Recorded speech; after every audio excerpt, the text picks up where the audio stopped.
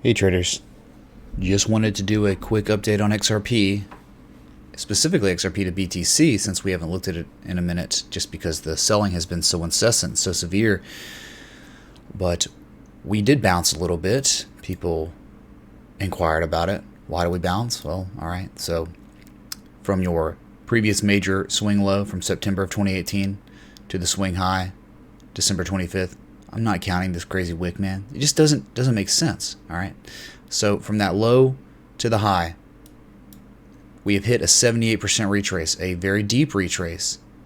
At the same time of hitting that fib node, we showed a decent amount of bullish divergence, where you make a low on price, a lower low on price, then you're another lower low on price, and every time you make lower lows, you're making lower levels of negative momentum.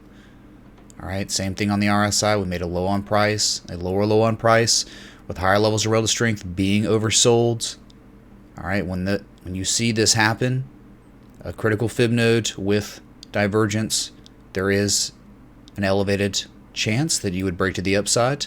But to the extent of how high you break to the upside is unknown. But in extremely bearish conditions, the break to the upside is minimal.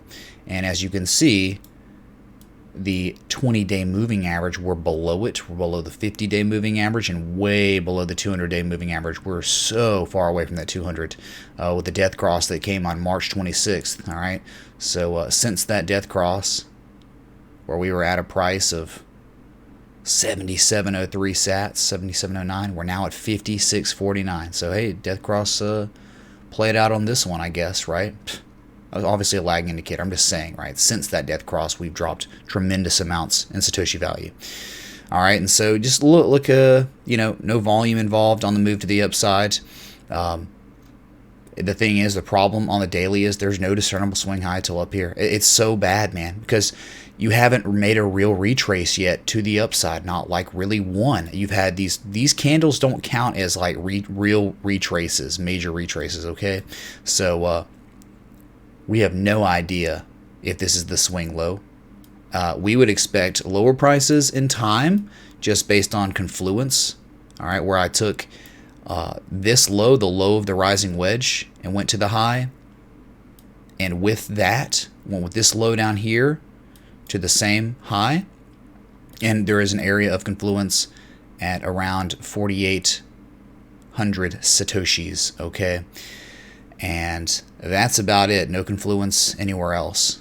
All right. I mean, I guess the 100%, the 1414, which of course that would just be a horizontal line support too. But where we are now, it seems if we do retrace, it could be very minor before selling off again.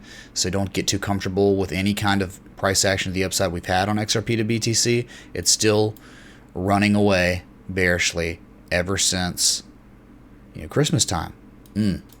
All right, so this pretty much inverses the entire stock market. So there you go, man. Pretty funny. Okay, that's XRP to BTC.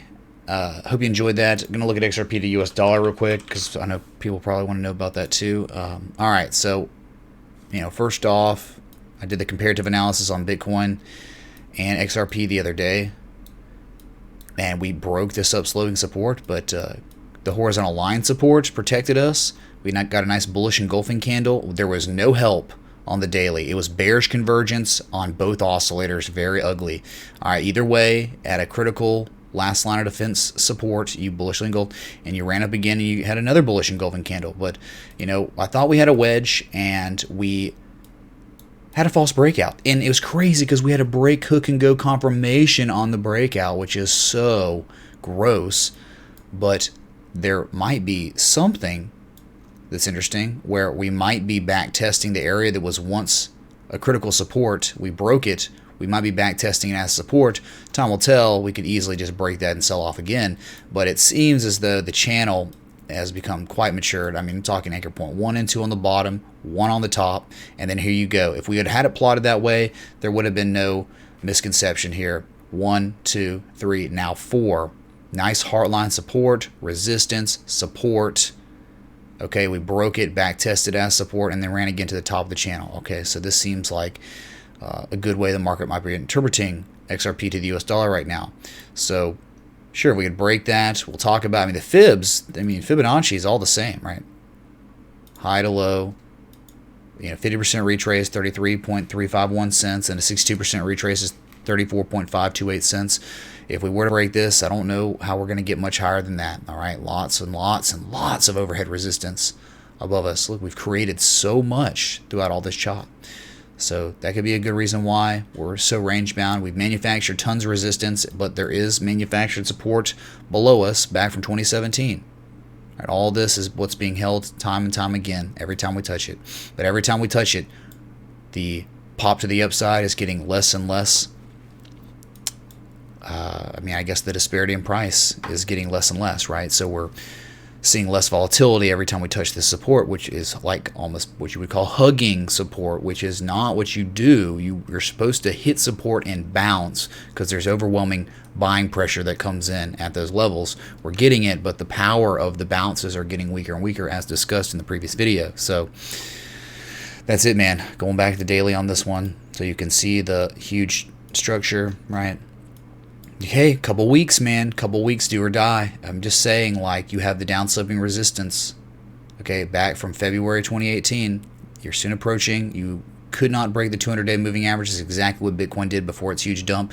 It ran up near it, smelled it, got scared, and then got closer and closer to the down-slipping resistance before dumping hard. So I'm not saying at all that is going to happen on XRP, but it's good to have an open mind about these things because people forget that they let their emotions or their particular favor of an asset, they let that emotion, I guess, blind them to technical analysis, which we're looking at right now. So I know there's people that are unfavorable of that potential scenario playing out, but it must be discussed. And that's it, man. All right. So thanks for watching. I go live 6 p.m. Eastern, 11 p.m. Eastern.